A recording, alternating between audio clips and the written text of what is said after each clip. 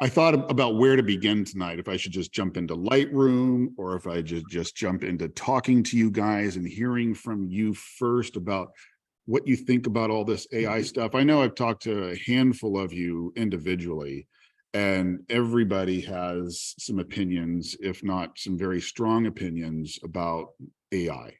It's a big buzzword right now. Some of us are embracing it. Some of us are terrified of it. I'm both.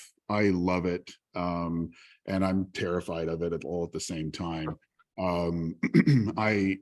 I pay for Chat GPT. I use it almost every day. I love it. Chat GPT and I have a very intimate, close, loving relationship. We work through a lot of my problems together, amongst other things, helping me write copy, get outlines for articles I'm writing, etc. So I love it in that respect. But yeah, all of the stuff that we hear about in the news about, and fear of losing jobs, especially in the intellectual property world, is it's a real thing, but it's also a conversation that we have time and time again when new kinds of technology kind of pop up. So I didn't know exactly where to start today, but I don't know. Does anybody want to share their fears or their whatnot about artificial intelligence? Anybody want to say any opinions on this before I jump in? Like I said, I love it and I hate it both at the same time, but I want to hear from you guys before I jump into any of it and start talking about how it's affecting us as photographers. We got some pretty heavy duty thinkers here. Nobody's got an opinion. Just start calling on people, Jason. Should I? I think a photographer, a real photographer, is going to become more valuable. A real photographer. Yeah, not somebody that does all the AI generated stuff. That's a designer, graphic artist, true photographer using photography and some of the tools. I think will become more valuable because more creative. Yeah, well, they'll be different. I mean, there's AI generated photography that looks with a new Mid-Journey right now. There's a client who I wanted to come tonight, but he was busy doing something. Local guy named Bob Sadler. If you don't know him, check out his Facebook page. He's pumping out a lot of Mid-Journey generated stuff. And lately he's been pumping out a lot of photorealistic stuff from the new Mid-Journey. I think 6 is the current version, and boy does it look amazing. He's very transparent in what he's doing and how he's doing it, and by no stretch, in no way do I think that this personally, and Bob agrees with me on this, thinks that this is going to replace photography. And the main reason, and there's all sorts of reasons why that we can go back and forth. I know Eric has a lot of opinions on this too, but personally, I think it will not praise photography just for the simple reason of how you create it. And how you create it, how you can create one product versus another product is very quick and takes no effort, and you do it from your chair at home. And when you're making a photograph, I mean, whether it's a digital one or from film, there's so much that goes into it. There's a creative process there. There's going outside and playing with subjects, dealing with landscapes, and that process is something that people don't want to give up. I don't think that's going to go away. One interesting thing, the fact that keep going back to Eric here, but we had a conversation. We've been talking about this quite a lot behind the scenes, this AI stuff and advancements in technology, and how advancements in technology change things over the years. Is Freestyle made a decision quite a long time ago of, when I say quite a long time ago, I'm referring to, when digital was kicking in and a lot of photo stores were making the decisions to get rid of their walls of film and their film cameras and embrace digital as was a smart move for a lot of photo stores. Well, Freestyle went the other direction. One of the things, Eric, and maybe you can just chime in on this, that you told me about recently was about what's going on with your sales of film lately. So it actually blows my mind that today our #1 best-selling product category is color negative film. And to me, it was always black and white film, black and white chemicals. And, you know, there are certainly trends that happen in the industry, but this one is really interesting. And it's certainly being driven by social media and young people. And young people wanting to do something different, wanting to do something with their hands. Some of it is they're seeing influencers that are breaking out their parents' and grandparents' cameras and putting in old expired film. And there's this anticipation thing that happens where they're not seeing things immediately. There also happens to be an increase in sales of flip phones. It's almost as if young people have kind of an anti-digital mentality now.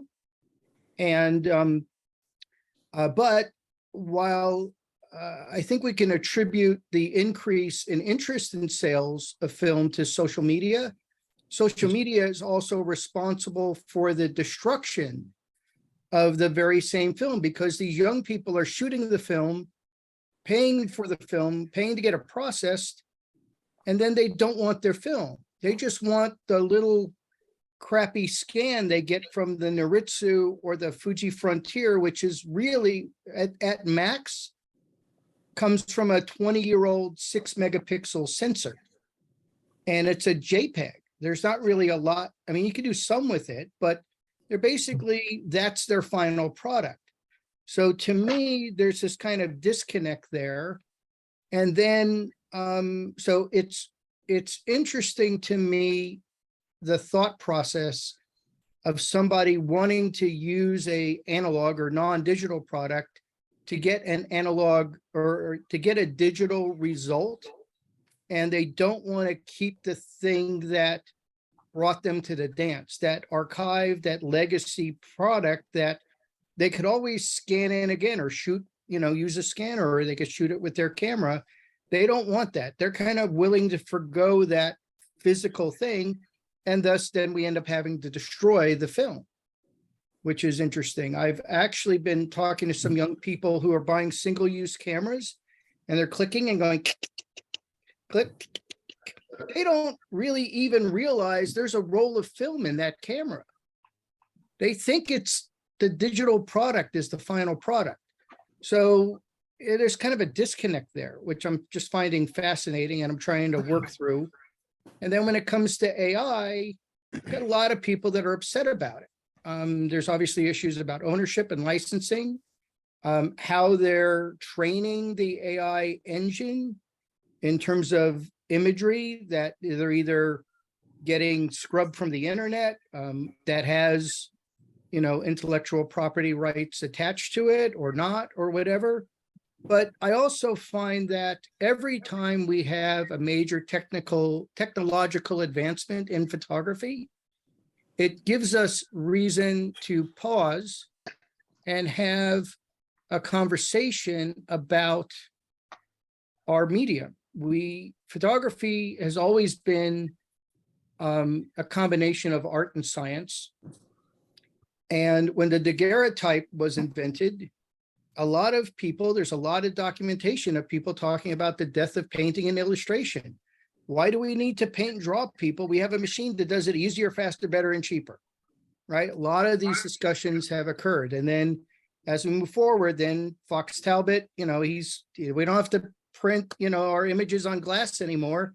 We got a negative now. We have a latent image. And then we have tintypes, and, you know, because they couldn't take paper into the Civil War. And then we've got, you know, black and white photography, and then color photography, and color photography was supposed to replace black and white photography. There was a time when color photography wasn't accepted as art. You could only do photography as an art form in black and white. Color was amateur time. And then, of course, at a certain point, digital photography was, oh, that's crap. Until it gets to 8 megapixels, it's never going to match film. So to me, this is just another interesting intellectual exercise about the existential, the existential issues surrounding our medium. I think it's interesting. I think it's here to stay. I don't necessarily think it's going to replace a photographer. I agree with Rich in that, you know, there are today people that are going back to shooting film, and people find a value in that. There's always going to be a value for somebody that is willing to exist in a niche. You know, I do have a customer who's got leukemia. He can't go out. He's a photographer. He can't go out. His only way of creating images is through AI, and he does it every day, 8 to 10 hours a day. It's the only thing keeping him alive, you know, and so it's going to find its level. Is it going to replace certain things? Maybe, but entirety? No, we still sell tons of film. We still sell tons of darkroom supplies. You know, printing is a niche market. I sell it. I'm busy every day working with people talking about printing and getting their images on a piece of paper.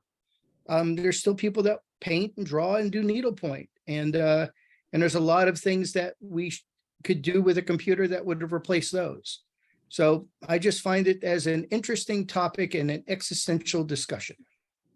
That was my point, is that there, you know, people have always created handmade or artist made. They're fascinated by seeing the artist's work. Now there'll be the genre of AI, and people want to see how they create that and see the end result. But again, having a wildlife photographer or landscape photographer going out and capturing something unique that you can only see at one moment in time is also very interesting. For example, as my wife was art director at Universal. She retired or left in the late 80s, but at that time she was in animation, and they had 600 people in her building doing each slide of an animation film. And so, but at the time she was leaving in the late 80s, they were moving over to computers. So that whole industry got wiped out. Now it's all digitized, right? And so, but she went into fine art because she wanted to do art for herself. So she became a fine art painter. And so now when she's out painting on location or studio shows, she's always doing a demonstration to show people how she creates her art, oil paintings. And then people are just fascinated by that. They can't believe how she gets a reflection by just one stroke with the brush or something else. And I think the same with the photographs, people see, you know, they kind of wonder, you know, how did you get that shot, or where'd you go to get that? And they're fascinated by the experience. And I think AI lacks that experience, but like your friend who's stuck in a room, he'll create his own environment, his own experience. But I think people still like to tie the artist to the art and kind of see something in there that moves them. My partner is Cheryl Walsh. She's a really accomplished and well-known underwater portrait photographer. And David, I have some of her images in our store and display prints. He's a Canson Infinity brand ambassador. And David Burnett, the famous photojournalist, came into the store a few weeks ago and just came in to say hi. He was in town. And I looked over my shoulder and go, David? And he goes, yeah. And then we started chatting, and he looked at Cheryl's images, and they're quite elaborate.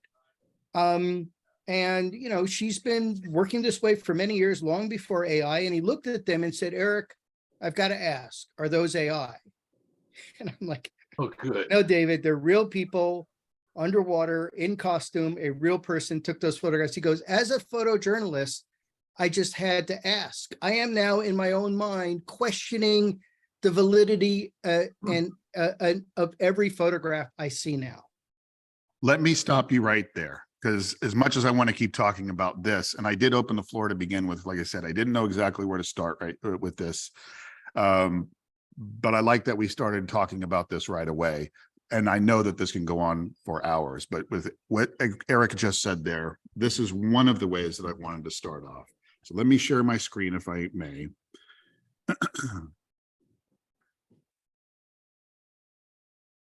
And take you over to just a little bit of a keynote that I've created here. Excuse me a second. Am I on the right keynote? Sunrise. Am I even on the right keynote?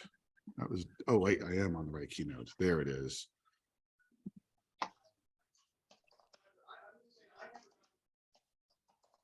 All right, what is AI? And here's the next slide. Did anybody see this today? No. This came out today on Petapixel. It was hilarious and speaks to exactly what Eric was just talking about with Dave Burnett coming into the store and asking that question. Is this AI? This came out on Petapixel today. There was a contest that was going on, photograph what you see here, which I guess if you look at what's going on with the two figures behind the front figure with the red Izod sweater, they don't look real. They look weird. They don't have any eyes. There's something not right about them. And that's the kind of feel that we get when we do a lot of this new generative AI stuff. So the people that were running the contest that this image was submitted to, taken by Susie Doherty, was rejected from the contest. The people running the contest put a post up on their Instagram page saying, although we thought this image was intriguing at first, we are not in the position yet where we're accepting our artificially generated images, and we are disqualifying this from the show. Well, fact of the matter is, this is not AI. This was a real photograph. And it fooled the people that were running the contest so much so that they disqualified it. And so going back to kind of what Eric was also pointing out to is, you know, when using examples of the daguerreotype and Talbot, and we can talk about the Brownie, we can talk about how technology has kind of pushed the edge of photography along the way. And each time it's scared people and it's scared photographers, and photographers were going to lose their way. And we've asked questions like, is photography ever going to be the same? And are we even able to take pictures like we were able to do before? The most recent thing that we dealt with was the age of Photoshop. I've written multiple articles about developing images in the age of Photoshop. And I write such articles because time after time after time, I'm asked that question of, did you Photoshop that? Is that Photoshopped? Did you Photoshop that? Is that altered? Whether I do or not, or whether people understand that if I are looking at a black and white image taken from a digital camera, every image that we take from digital, if you follow the steps or phases of raw file workflow, I don't know if properly is the right word, but if you follow them and you get that every image you take, you have to play with it to some degree. So manipulation, photoshopping, which is a word that has absolutely come to have a negative connotation to it, is now being put aside with the new thing on the front of the stage, AI. I suspect over the next few years, we'll be getting questions from now on, not so much of, is that Photoshopped, but did you use AI on that? Is this AI? Is this real or is it not real? These are the kind of questions that we're getting with this stuff now. And so I'll run the same kind of talks I'll do with developing and how we develop, how we should approach developing, from whatever, visualize first. And, you know, the thing is that how I approach development is in not many ways very different than how Ansel Adams, since you saw an image just a second ago of Moonrise Hernandez, would approach him making a print in a darkroom in some respects. In terms of looking at the raw materials and creating what I use now as a mental map, as opposed to using printing notes, but a mental map of how we should approach a print or a development. All of that stuff is done exactly the same. The only difference is the technology that we use to do it. And yes, the technology allows us to go faster, allows us to be more productive, it allows us to be more efficient, but the underlying approach to it doesn't change. So I thought this would be a fun place to start, because we're exiting the age of Photoshop with all of the negative connotations that come with that word, photoshopping, which is synonymous with fake. And now AI is giving us that same kind of thing. In fact, so much so that a lot of products coming from AI are called deep fake. So what is it? Most of us have some idea what it is, but I'll go quickly through to give us a basic understanding. And by the way, as I go through here, if there are any questions, maybe not so much as I'm going over these definitions, but if there's any questions about what I'm doing right now, feel free to chime in. Hey, Jason, did you play with that Photoshop beta program that replaces objects and things using AI to Yes. Sorry, I um, need somebody there real quick. Yes, I did. In fact, I'm going to touch on it here momentarily. and the other things that I use, like Topaz, allowing it to do some of the developments for me in multiple shots. But if, for instance, the AI program through the beta version of Photoshop, let's say as a wedding photographer, there's an ugly table behind a very important shot. That'll take it out and we'll figure out what should have been there and do it pretty seamlessly. So I can see AI being a real boom for wedding photography. Also, let's say you're trying to capture a shot and you cut off the leg, or there's something in front of the leg. The AI algorithm will figure it out and put the legs in there. It's amazing what it can do, and it also takes people in and out of pictures. Well, I'm going to share that, Phil, with all my amputee friends. Thank you for that. Well, only photo There's a lot amputees. to it. There's definitely a lot to it, and it's going to change the way we approach our developments and approach how our edits. That's unquestionable. And how it works, let's go through it. All right. There are different kinds of AI. Machine ability to perform a task that would have previously required human intelligence is one definition. Machines that respond to stimulation consistent with traditional responses from humans, given the human capacity for contemplation, judgment, and intention. Artificial intelligence is the basis for mimicking human intelligence processes through the creation of application of algorithms built in dynamic and computing environment. Or another one, artificial intelligence is the field of computer science dedicated to solve cognitive problems commonly associated with intelligence, such as learning, problem solving, and pattern recognition. Now, are there different types of AI? There's AI based on ability. There's AI based on functionality. Narrow, general, super AI are different kinds. Reactive, limited memory, theory of mind, self-awareness. The theory of mind and the self-awareness stuff, that's the kind of stuff that gets scary. The self-awareness stuff that's Skynet stuff. That's when computers become self-aware. They think like us, they emote like us, seemingly, etc. Theory of mind is the step right before that. We are in the realm right now predominantly of narrow AI and limited. Narrow AI is systems designed for one specific task and whose capabilities are not easily transferred to other systems. Excuse me one second while I fix my screen so I can see. Good. So systems designed for one specific task and whose capabilities are not easily transferable to other systems. And limited memory. Machines that are capable of learning from historical data and make better predictions. That's the realm that we're in now. We're not in that super AI, computers are self-aware realm. But a lot of people think that's coming in the next few years. That stuff can get really scary if you start reading the science fiction novels and see the science fiction movies or see documentaries about Kurzweil talking about singularity. All that stuff can get pretty spooky to listen to. But we're not even close to that yet.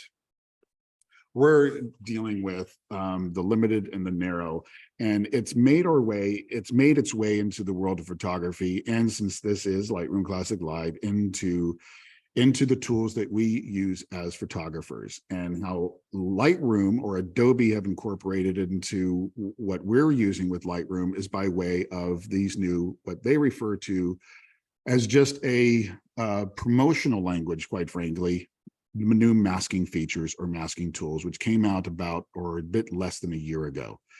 Although the term masking is not new, It's new to Lightroom. It is not new to the world of Adobe products. It's a term that's been used in Photoshop for many, many years. And it's a term that was used in Lightroom to some degree as well, although the tools that we were using to do this kind of work were referred to as localized correction tools. And as we applied adjustment utilizing our localized correction tools to a specific part of our image, we were applying a mask to that part of the image. It just wasn't really called that as universally as it is now. Now they've rebranded the localized correction tools as masks and masking tools, all using AI, or I should say, excuse me, part of those localized correction tools using AI engines or neural engines. So not all of it is working off of AI. But some of it is. Either way, they're all being used under the new branding of Lightroom's masks. A mask is simply another term for, again, a localized adjustment. There is no difference in how your local adjustments are applied with this new branding effort, and even with the new technology that they're using than they did before. The only difference is really in the user interface, and then a couple of the added AI tools that they gave us with the new branding measure. Masks are shown now in list form. Push pin views, which is what we relied on before, are still available, but masks are now showed again in this list form. Masks offer, and this is a real nice benefit of the masks, is they give us a visual representation of where the adjustment is on our image. The white part of the mask indicates where the adjustment is applied, and the black part indicates where the adjustment is not applied. So just a quick visual reference there for us to play with. Visualizing our masks are much easier and easier for us to, as a result, understand how we're interacting with our images in this localized correction sort of fashion. You can also see where your image lies. You could also see where your adjustments lies on your image by using mask overlays. Mask overlays, this is something, one of those things that wasn't new. It was just kind of a feature that was in the background for Lightroom to some degree, and it's with this new branding effort been brought right up to the front of the localized correction features. So masking overlays, if you apply a mask, if you apply a localized adjustment or an AI adjustment, one of the first things you see is that mask overlay, and it's colored as well. The default color is this green color, which you can change around, but we'll get to that.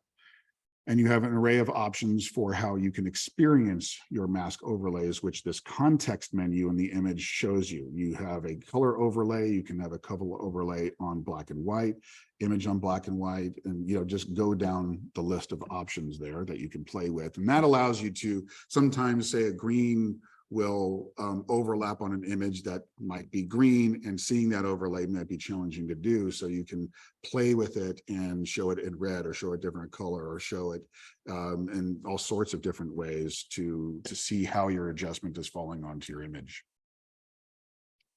Each overlay can be used for a different application that you or need, and color overlay settings allow you to, as I was hinting to already, choose any color overlay that you need on any part of that color spectrum. Masking options. There's quite a few. In fact, this screenshot was taken a bit ago, and there's more than is available now, which when I go into Lightroom, I'll show you.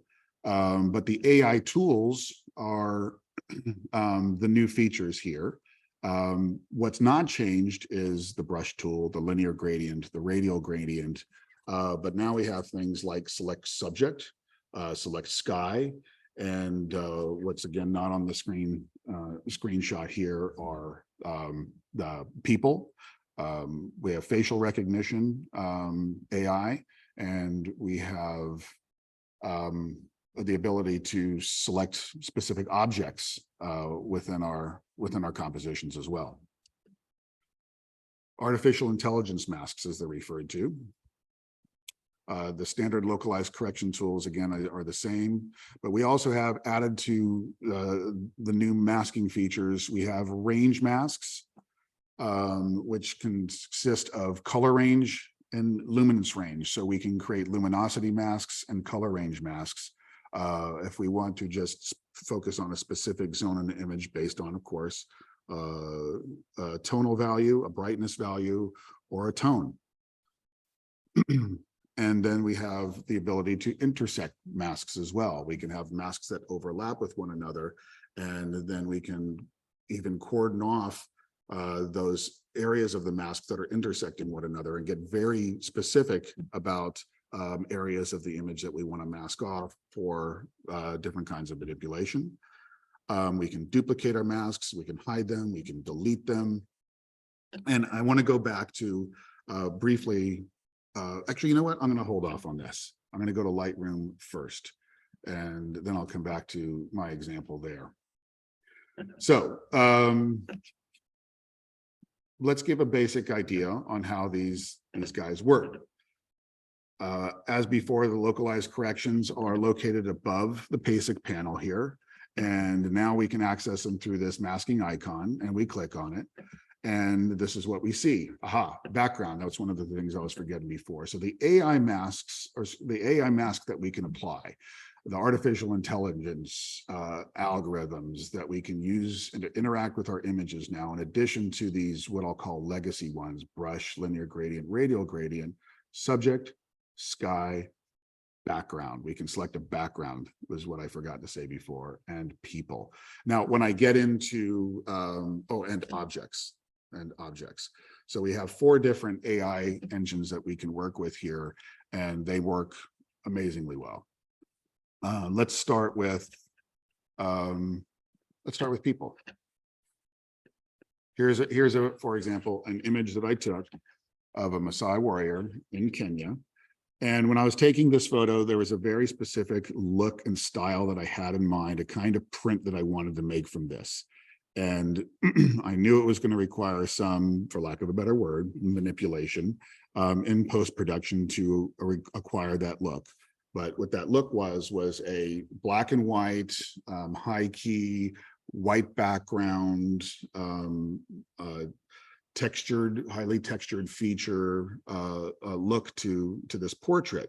So the only thing that I had to do that was make sure that I was low. I was using as clean of a sky as I could, but even with the scene that I had here, we do have some horizon here. We have some dirt. I wanted to get rid of that, so it just looked like it was a clean white background. So that, again, the only thing that I needed to do was make sure that the light falling onto his face was diffused. We didn't have a lot of contrast to worry about. All I needed to do was take care of that.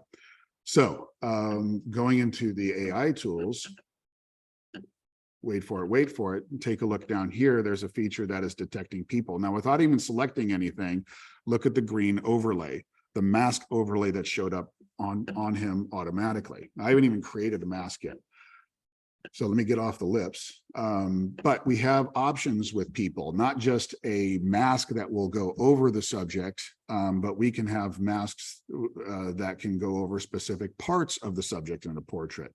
And it's already figured all this out. As it's doing that detecting people thing, it's looking at all of the different features of this portrait: the facial skin, the body skin, the eyebrows, the eye sclera, the iris and the pupil, the lips, teeth, hair, facial hair, clothes, all of those things. And it's already computationally masked everything off and separated them. So all I have to do at this point is either select, which is the default entire person, or I can go to specific zones. Here is facial skin. You look at the mask overlay there. No body skin to be seen on this one here, so we're not seeing anything on that, but there's your eyebrows, eyes and eye sclera, iris and pupil, lips, teeth, hair, facial hair, and clothes.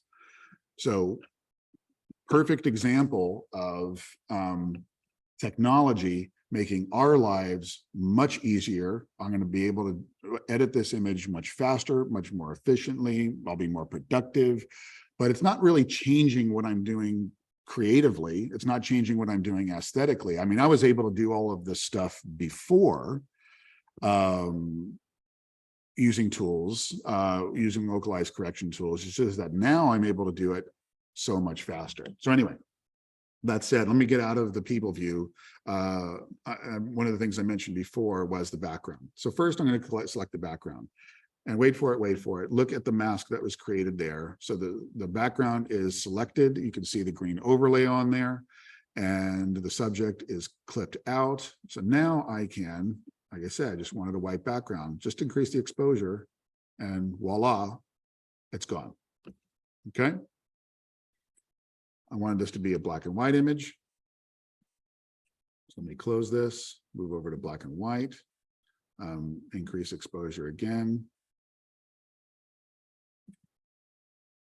Look at that. And already within a matter of seconds, I was able to kind of create the general style that I wanted to do. Now it's just really a matter of fine tuning.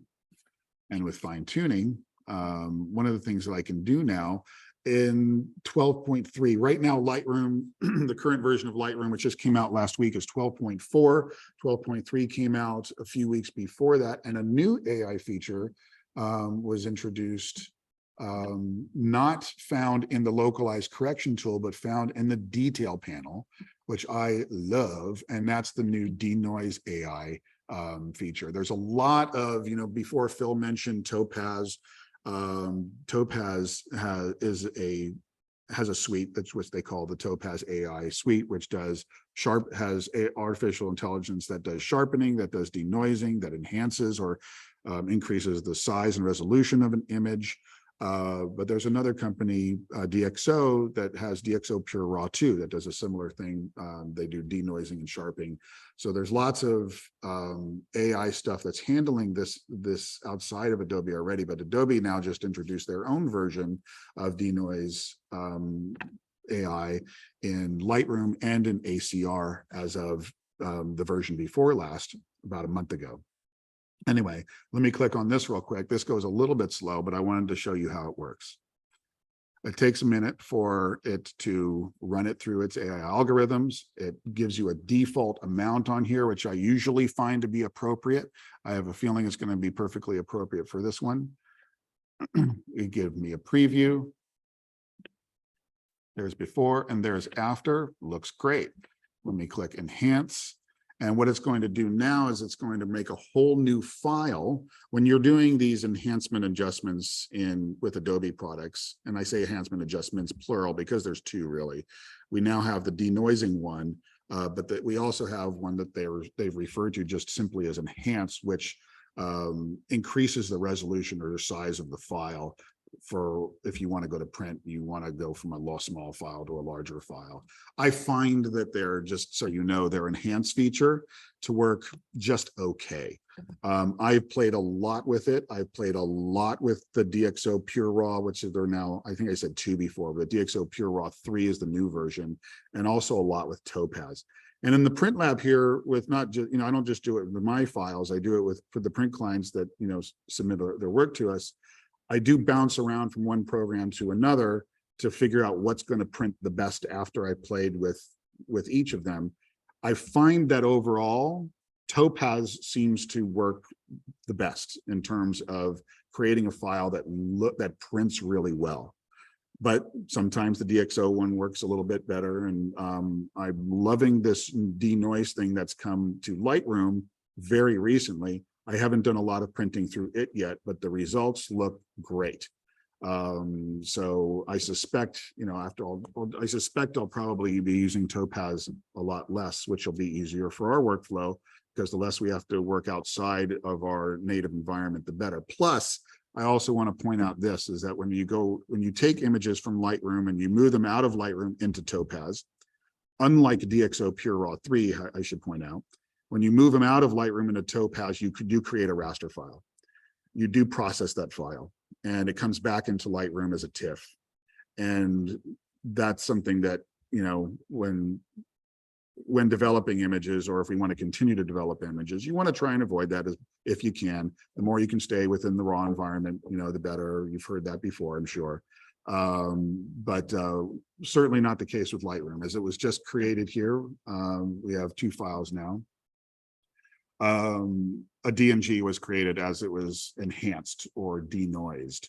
Am I looking at the denoised one? Yeah, now. So you can see, looking at the breadcrumbs, this is the breadcrumbs down here, which shows the file name. Here's the original file, which is 54341 DNG. Here is the new file, which is 5431 enhanced -NR, noise reduction DNG.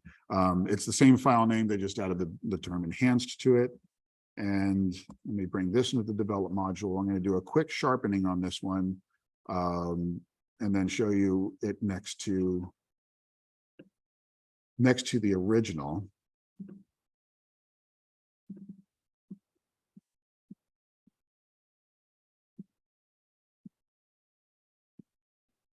Other than that, let's do a tone curve.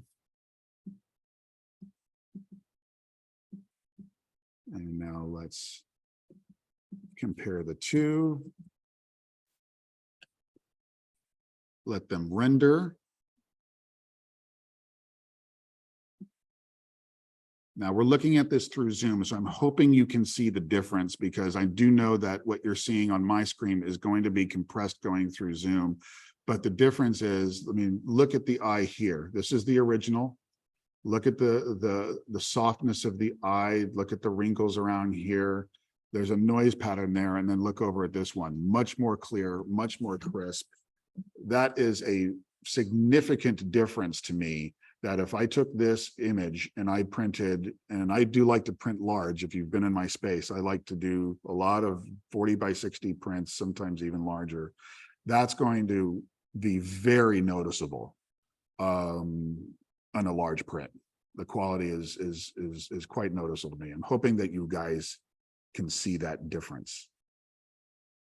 Here's the other cool thing about the AI stuff, in addition to, or I should say, different than the original way we worked with localized correction tools. And that localized correction tools, if we were to do a correction on an eye sclera, you know, for example, we were to whiten up the eyes, kind of thing, is that, in fact, before I show you this feature, let me do a little bit more of a development to this, so it'll make sense. I'm going to go back into my localized corrections tool.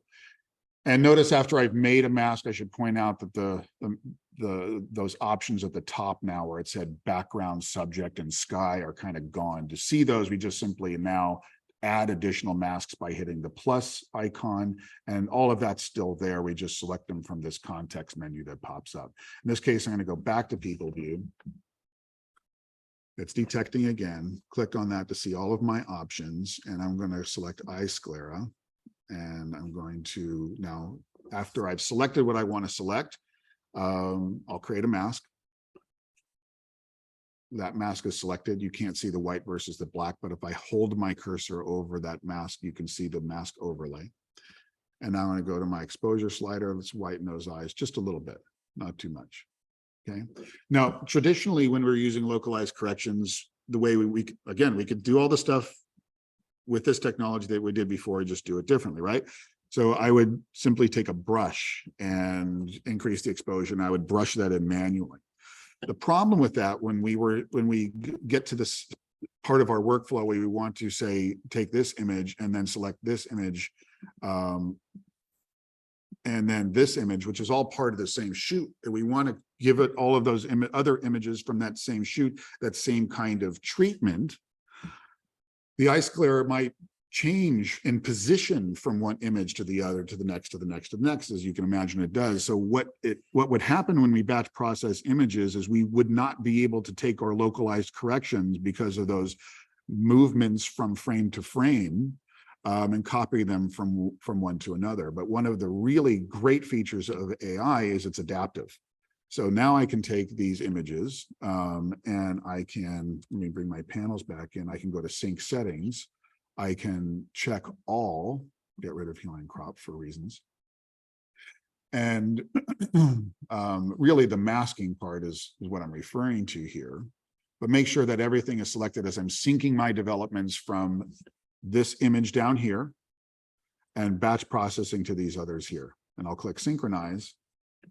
And now notice what that says is your edits are synced, but updating AI settings may take some time. So the syncing goes a little bit slower now, but the reason is because AI is working from one image to the next, to the next, to the next. So when I do AI noise reduction, it's looking at that. When I do AI sclera adjustment, it works on that. If I do AI skin adjustment, facial skin versus body skin or eyebrows or whatever the case may be, it's not looking at the position of that. It's looking at each image and increasing, say if I increase the exposure of the sclera a stop, it's going to find the sclera for each of the other images from that same shoot or just the batch process.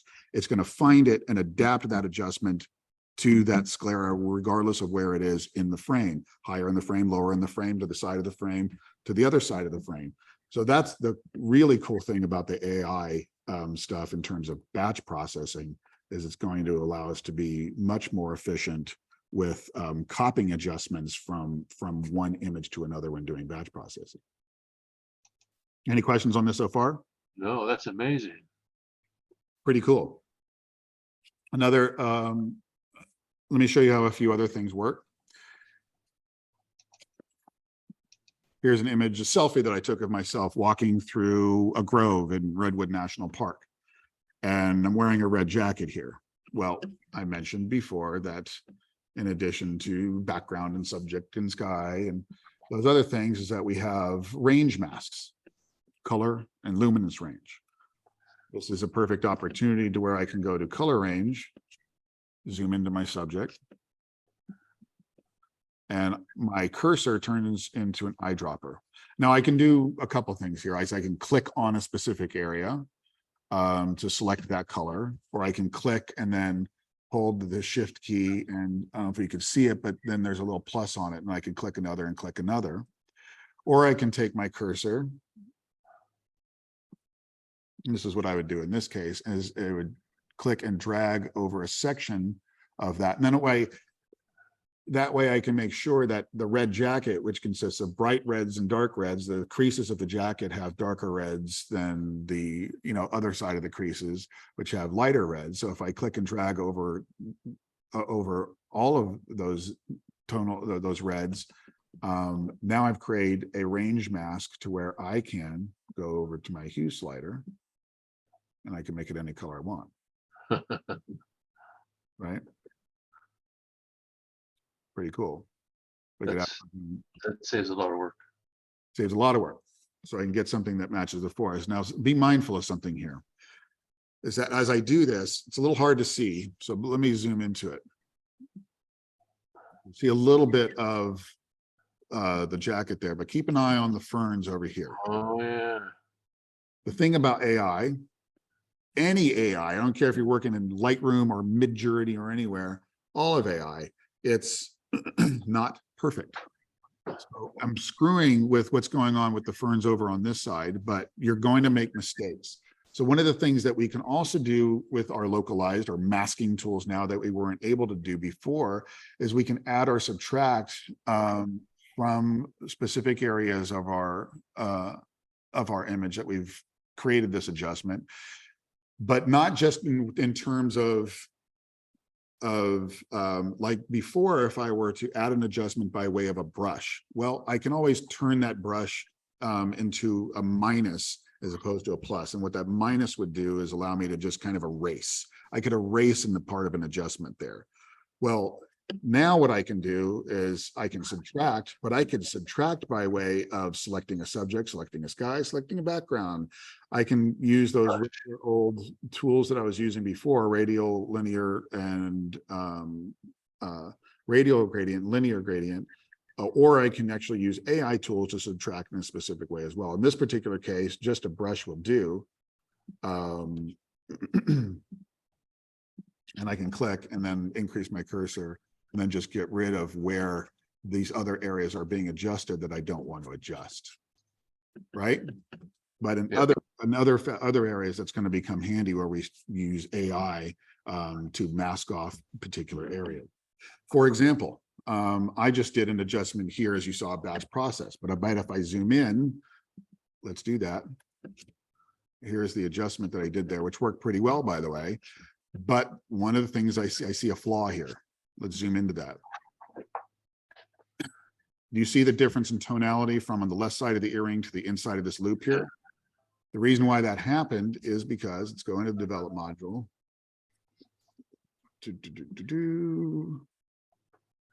Look at the mask. The mask didn't quite pick up that the inside of that beaded earring was not part of,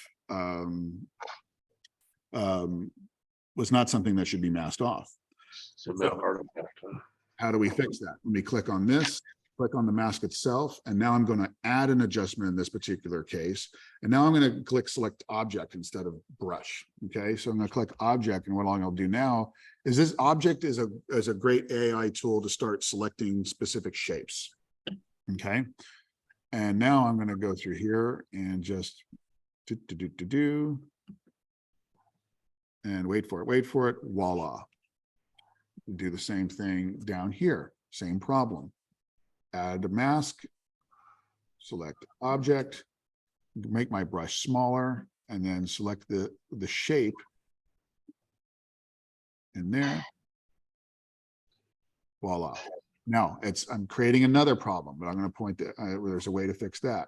So add object. And I don't know if you can see it. I'm hoping you do, but as I'm doing this, it's also adding to the beads. The beads are getting really bright. I don't want that. There's an easy way using AI to fix that. Wait for it. So this area of the chain got really bright, and this area of the beads got really bright. So now instead of adding, I'm going to subtract using object, make my brush really small now, and just go over the chain. And now I'm going to hit subtract one more time. Object, just go over the beads and affix the beads. So background, sky, subject, people. Let's do another sky one real quick. Here's an image in Kenya. Really nice scene. Sun being hidden by the clouds, the light rays being diffused. Let's go ahead and click sky and just focus on that. And another thing that I should point out here that's relatively new, which came out, again, we're at version 12.4 now, but in 12.3, which is just about a month ago or 6 weeks ago, they added, which I love, tone curves to our localized corrections or masking tools now. So now we get to have a tone curve that's just that we're just allowed to are able to focus on a specific area of our image. So take a tone curve.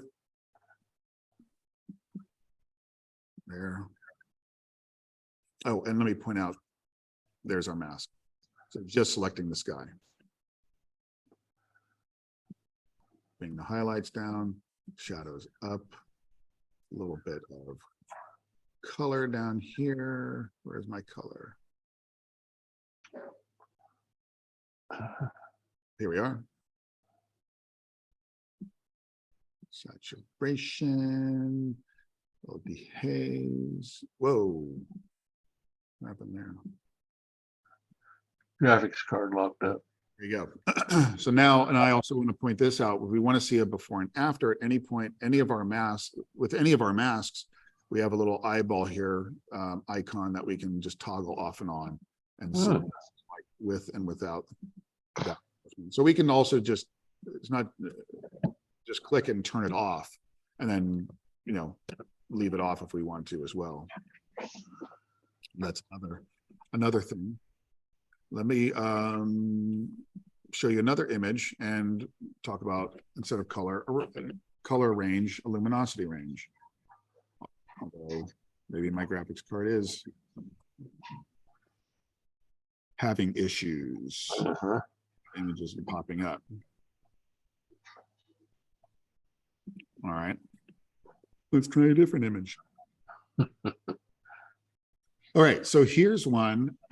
Now I want to start talking a little bit about you know, my general approach to developing at this point, because it's going to tie into something that I was talking about before before of things today not being much different than they were. And I mentioned Ansel's name, and you know that there's an image of Moonrise Hernandez that's coming down the pipe and all that stuff. But the way I approach developments is this. I look at a raw file, look at my raw materials, and I think, what do I want to do? It's helpful if I have in mind, you know, what the subject of my photo is and what is it I'm trying to say about it, and I answer those questions. It's of course very helpful if I don't just know that at the developmental phase of my workflow, but if I know that at the shooting phase of my workflow, if I have some connection with my subject and what I want to say about it, the narrative, the meaning, all that, that's gonna dictate what I point my camera at, what lens I'm going to use, what should and should not be in the frame, how I set my camera, am I stopping motion, creating motion, having a lot of depth of field or not a lot of depth of field, having that, you know, ability to visualize and having some connection with what you're shooting and why you're shooting it helps you on the front end, but it absolutely carries over to what we're doing in this developmental phase as well. So in this particular case, I'm looking at it, I want to think about where I want now my audience's attention to go to, what I want them to see first, what I want them to experience. Are there textures here that I want them to see? Do I want their eye to go directly to this part of the subject and not see this other part of the image? So all of that helps. And I do this. So I think about what I want to do with this. And in this particular instance, this image here, we have a bright sky, especially the top left of the sky.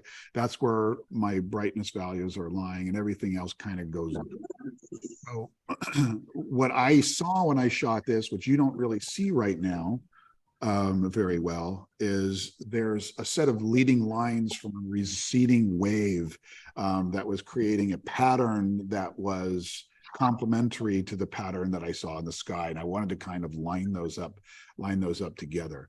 So I want when I develop this, I want the viewer to experience that part of the composition just as much as they're experiencing the sky. And I want them, right now, my eyes going up here. My eyes going up here, and really only up here first, I should say. It's going here first because this is where the brightest part of this image is.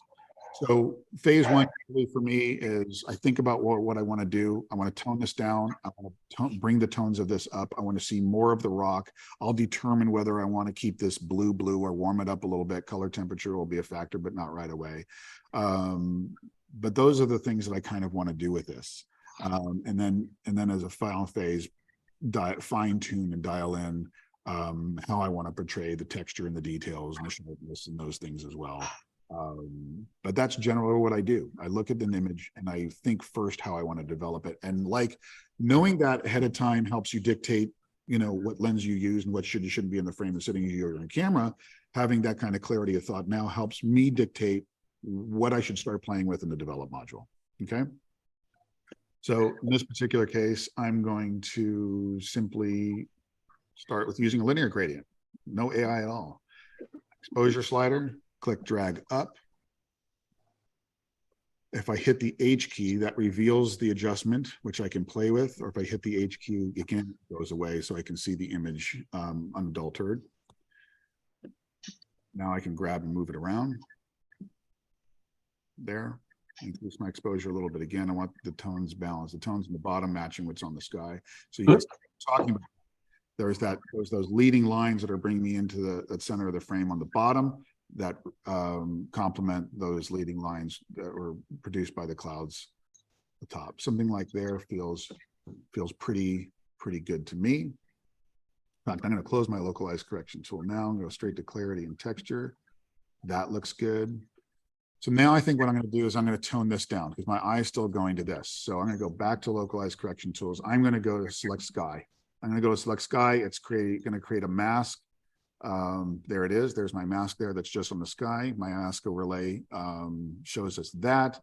And I'm going to take my exposure slider, but I'm going to do it in such a way that I'm only going to focus on what's going on with these luminosity values up here, not what's going on down here, because I know as I decrease my exposure, that's going to go in. That's not going to go the direction I want it to go. It's going to get too dark.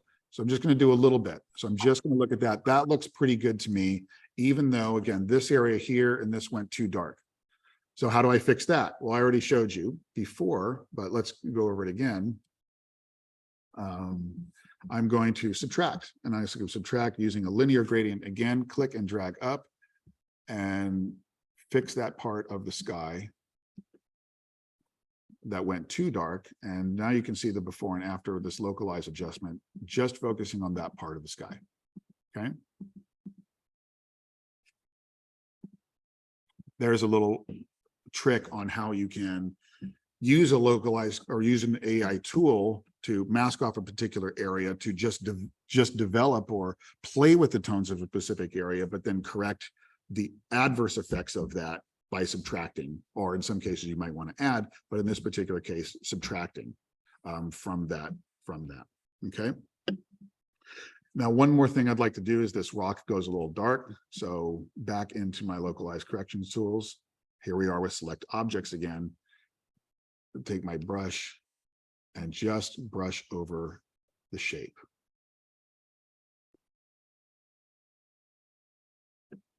Love this AI stuff so much because it makes my life easier doing this stuff. I'm not doing anything different creatively. Again, I want to re-emphasizing that. I'm not doing anything different creatively, but I'm much more efficient and I'm much faster. So a mask is created. Look at that. Very cool. So now I can come in and I just do a subtle adjustment, bring some of that rock out. And if I want to warm the rock up just a little bit to make it not look so blue, subtle adjustment. Let's see if that's too much.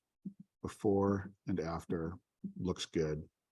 Do one final thing here with this image by way of my tone curve to dial in my contrast. Up too much.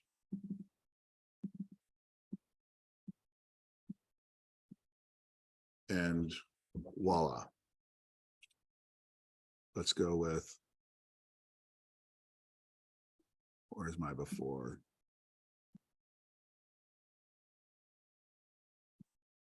Before, after, before, and after.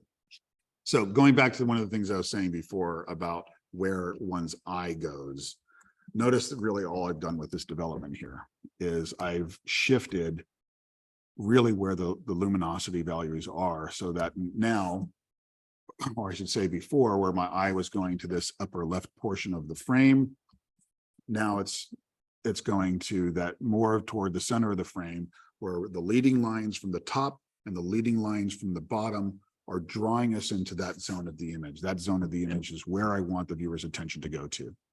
So that's the kind of stuff that I think about when approaching developments. And now going back to this keynote here, this is a perfect time to talk about this. This is a rare view of one of Ansel's most famous images, Moonrise Hernandez. And it's a rare view because this is just a straight print or a contact print of the negative. So this has not been, I'll use that word again, manipulated, photoshopped, AI, whatever. He hasn't played with it in his darkroom to make a print yet that he was proud of or that he was willing to exhibit or share yet. This is just the raw materials.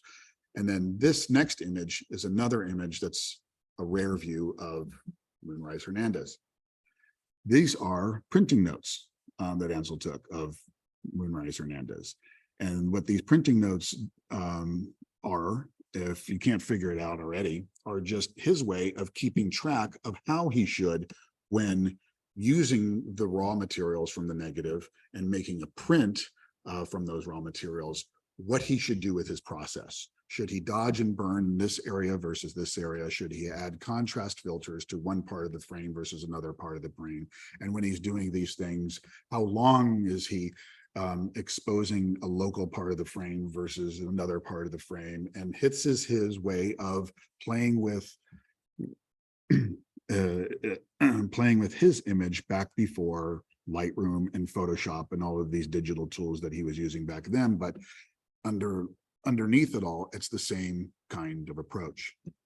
So much so that the image on the left, raw materials, image on the right, final print, after he used all of those tricks of the trade that he had in his darkroom to create the final version, right?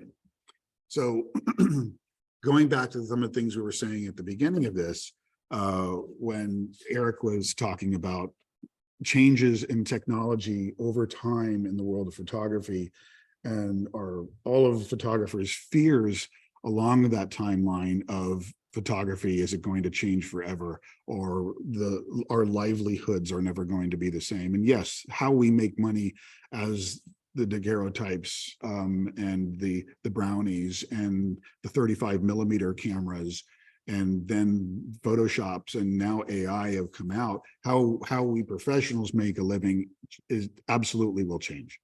There's no doubt about it. But the creative side of what we do, I don't see changing. I don't see changing our need and desire to do photography, to pick up our cameras and go out in the field and spend time with our equipment and do all of the things that we do with the creative side, because that's the thing that people yearn for. That's the thing that people need to kind of make themselves feel human and like they're being productive and they're being creative and they're doing something useful with their time, as opposed to just living their lives digitally. It doesn't mean that there's not a place for it. It doesn't mean there's not an application for it, as we're showing here without a comprehensive view, mind you, of what the masking tools in Lightroom can do. It's extremely useful and I love it. This is the part of the AI stuff that I absolutely love. But I want to say it with the backdrop of Moonrise Hernandez, because I don't think it changes fundamentally what we do. It just changes how fast we do it. So that said, let's open up the floor to some questions, if there are any, or comments. Well, I think it's totally magic how you used it on that tide and coming tide rays. Focus your eye out to the brighter part of the image, and it didn't seem like it was a lot of work. And I can't wait to get in there and do some of my own. I have a few images that I want to do. So thank you. And the philosophy and the insight from you was quite enlightening. Thank you, Jason. Yeah, you're welcome. I mean, how many of you, have you, Robert, used this much yet or at all? Not at all. Yeah. Not at all. I have a photographer friend who's using it to make some interesting images. You might want to check Sea Ranch AI. Paul's done a lot of great work for, he probably wants to remain anonymous, but some of the work he's done is just fantastic. So check out Sea Ranch AI. Will do. Will do. So other than, has anybody else here not used these tools yet? I have a question. Can you hear me? Oh, sorry. Couple of you. Well, good. Yes, I can hear you. I just wanted to comment that I use this tool every day. I select the background, or I select the subject and then invert it either way, so that I could make the background, so that I could edit it separately from the person. It's great to use. No, I use it. I use it all the time, and I'm much more efficient, much faster.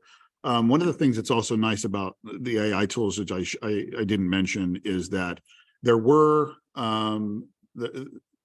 before the masking stuff came out, or I should say that before they rebranded it as masking, there were masks that you could automatically use to like brush over the edge of something and find the edge without kind of overlapping. And you can basically create masks on edges of things, is what I'm getting at. And the ability of Lightroom to find the edges and do it in a way that was aesthetically pleasing, in a way that wouldn't create halo effects, was almost impossible, so much so that I never use them. But one of the things that I've found with the AI masks that Adobe is generating is that the lines on the edges of things, a rock, a hillside, a facial feature, are indistinguishable. And you don't see those halos for the most part, like you did with the more crude tools that we were using before. But don't take my word for it. In fact, with any of this stuff, I mean, I pointed out some of the flaws with the AI. You got to zoom in. You got to vet the work that these algorithms are doing, and half the time it does require some fine tuning, but boy, does it work well, and boy, does it find those edges better than any of the tech that I've seen Adobe using before. So yeah, to your point, Mr. Lightroom, there, you don't have a real name.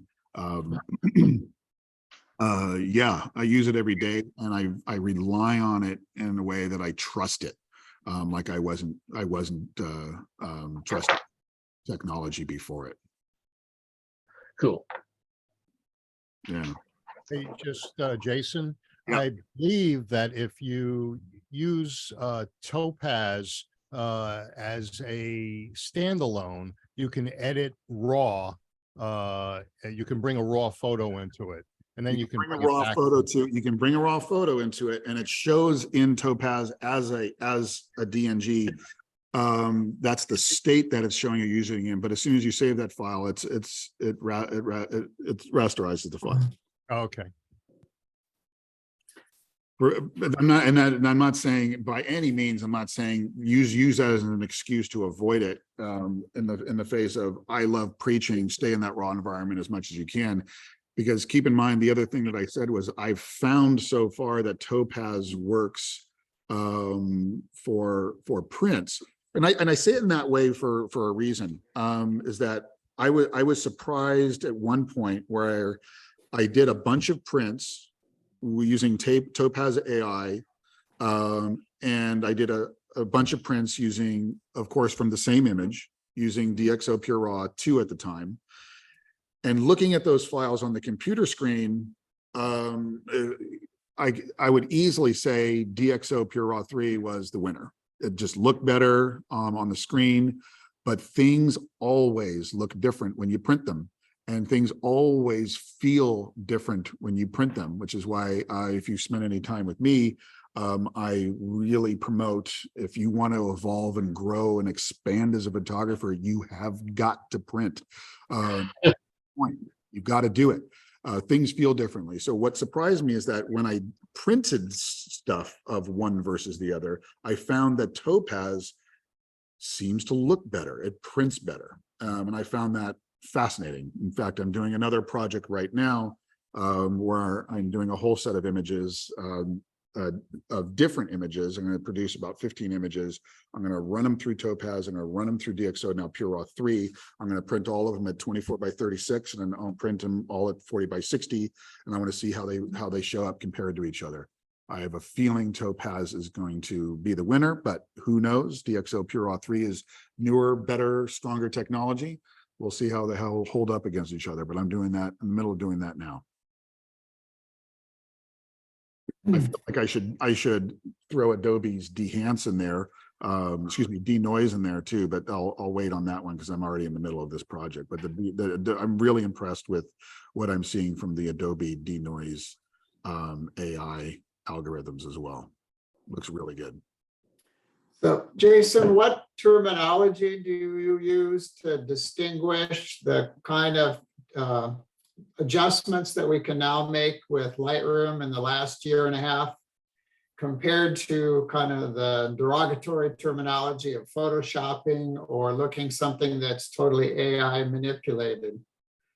Because the tools are increasingly getting integrated, but just as we have the discussion earlier about different motivations for photographers, there are also, consumers of what we produce also use different criteria. Some people would like something that's not manipulated. Others will be happy to have something that's entirely AI generated. So how do you describe I love having conversations and arguments with people that love having things that are unmanipulated.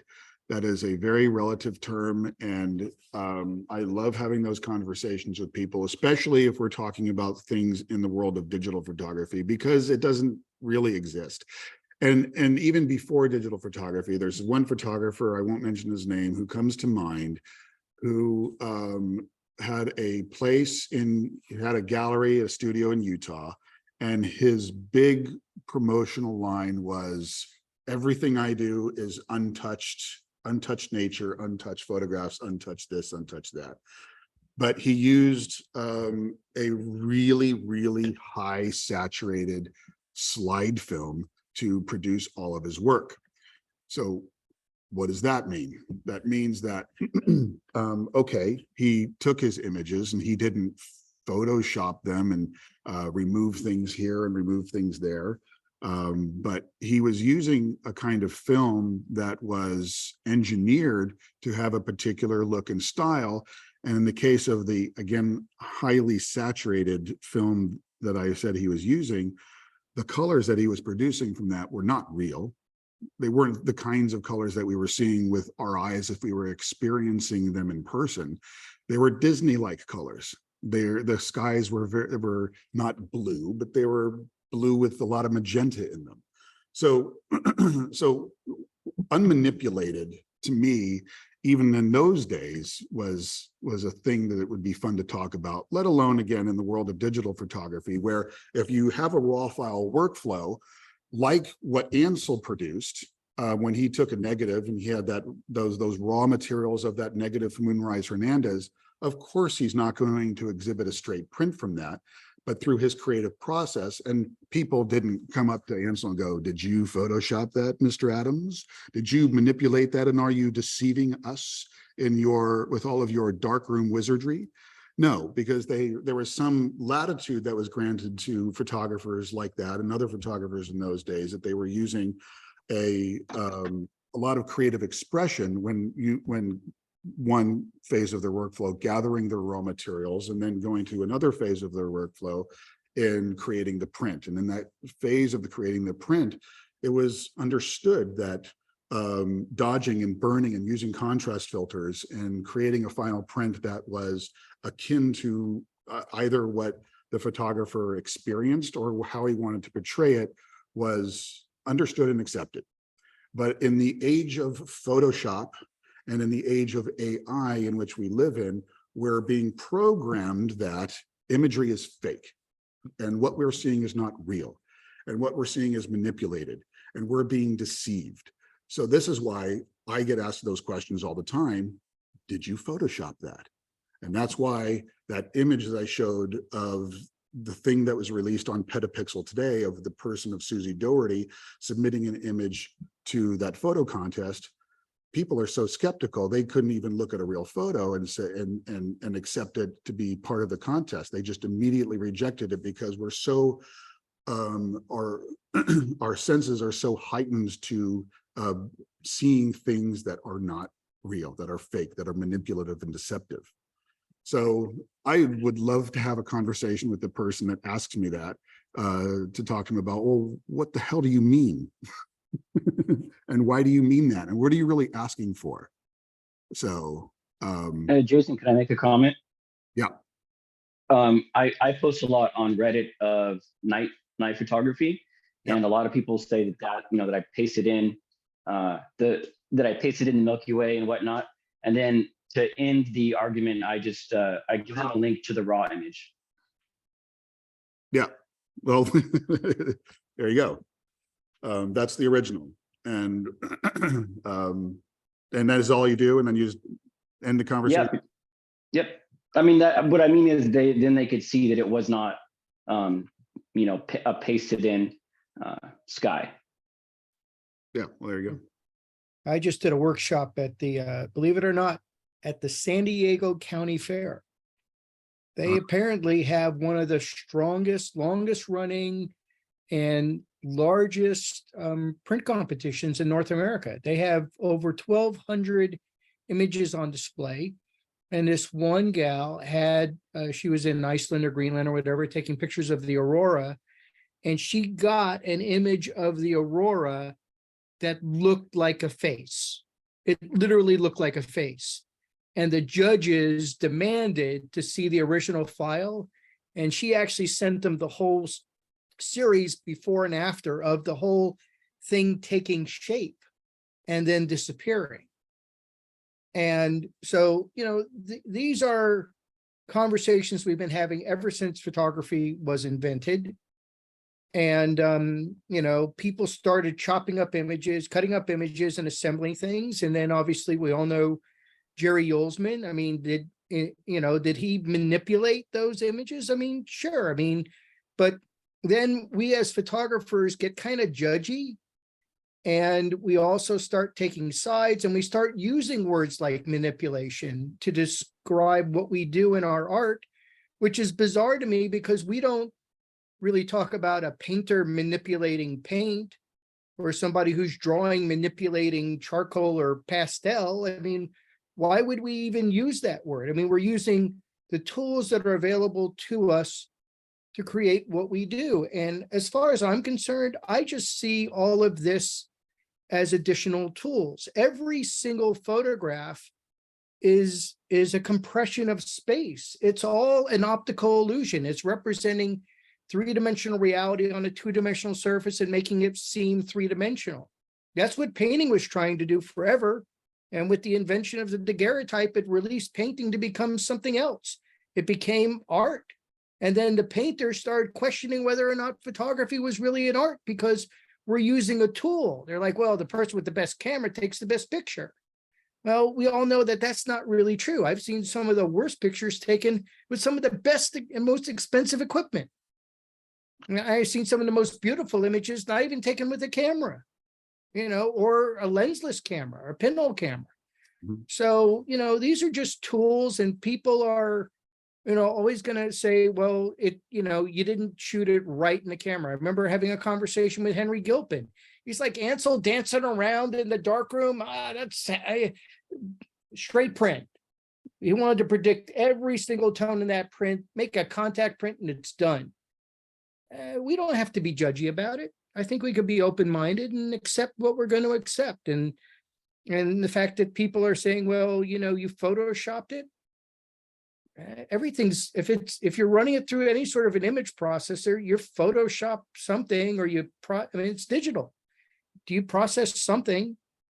Well, what Eileen, your image of the sandpipers comes to mind when Eric is talking about what he's talking about now.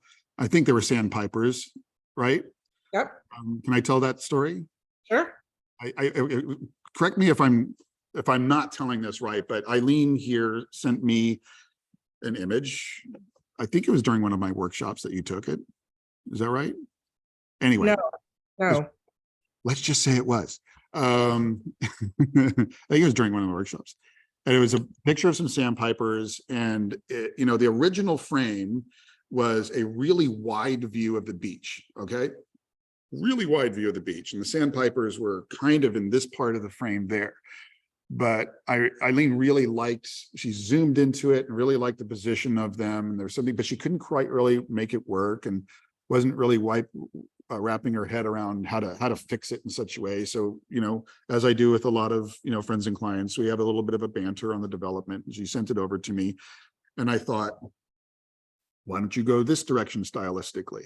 So that direction stylistically that I went with it was to, crop into it tightly, but because it's low res, go with it.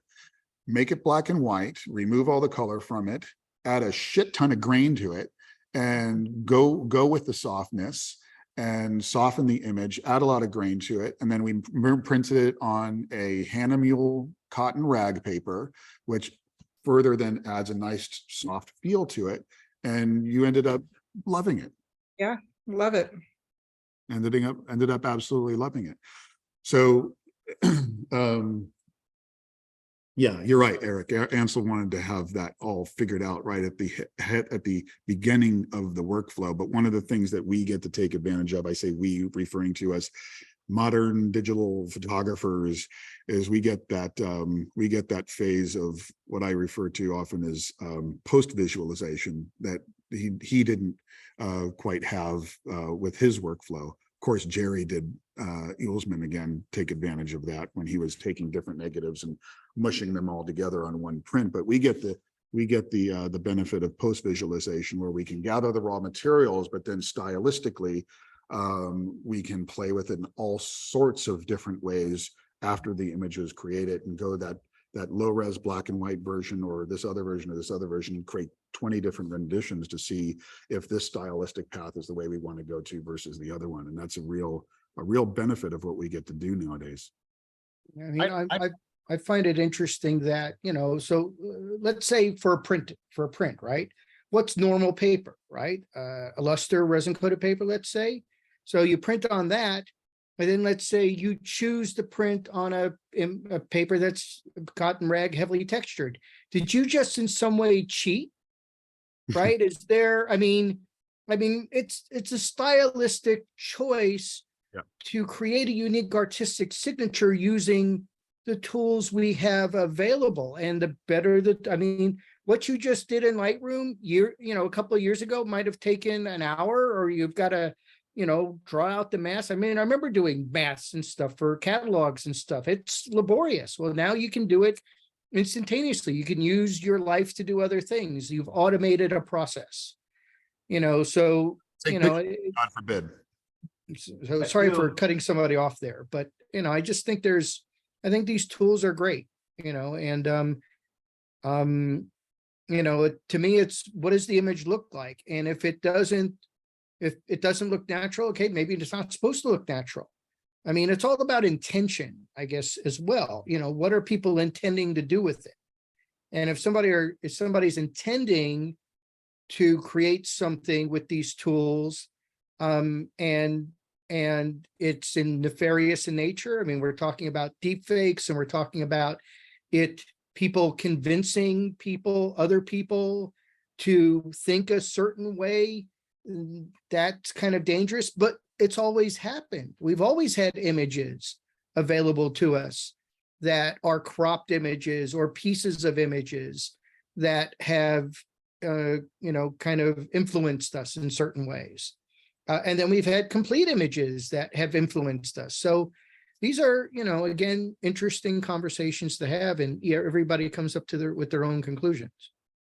Well, that's what we do as photographers, is we focus on an area to tell a story that we want the person to visualize. I think, though, it's the problem is applying certain rules to photography that might be applied, let's say, to journalism, but wouldn't necessarily be applied to other genres of photography.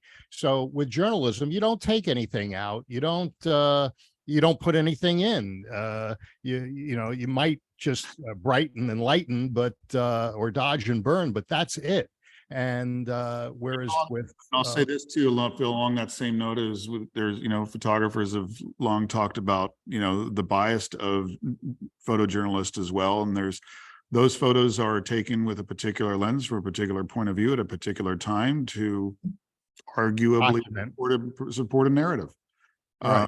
And then the editors choose which of those images should be in the paper versus not be in the paper to, again, arguably support a narrative.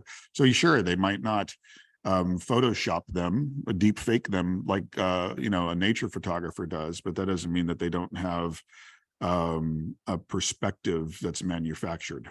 Yeah, you remember the photograph several years ago where the guy had 3 missiles taking off from some Middle Eastern country, and he put in 2 or 3 more.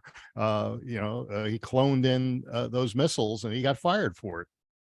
Well, I used to, you're stealing that from my talk. I used to give that. Oh, well, I happen to know about that one.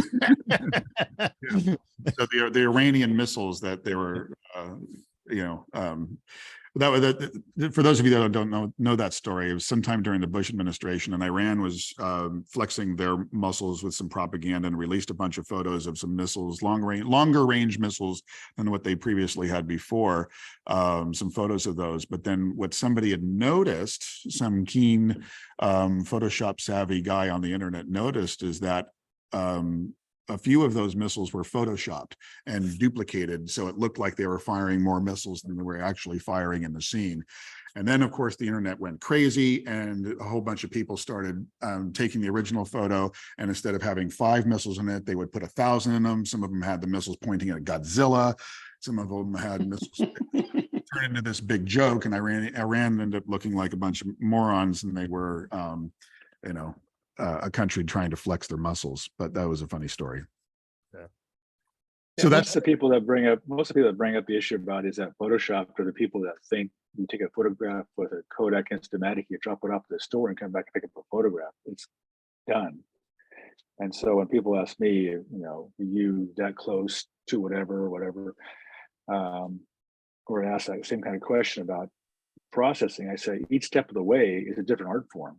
Taking the image is one art form, developing is a different art form, processing a different art form, printing a different art form. So, it's all art, how you want to do it. well said, Rich. In fact, well said enough to where it's getting late.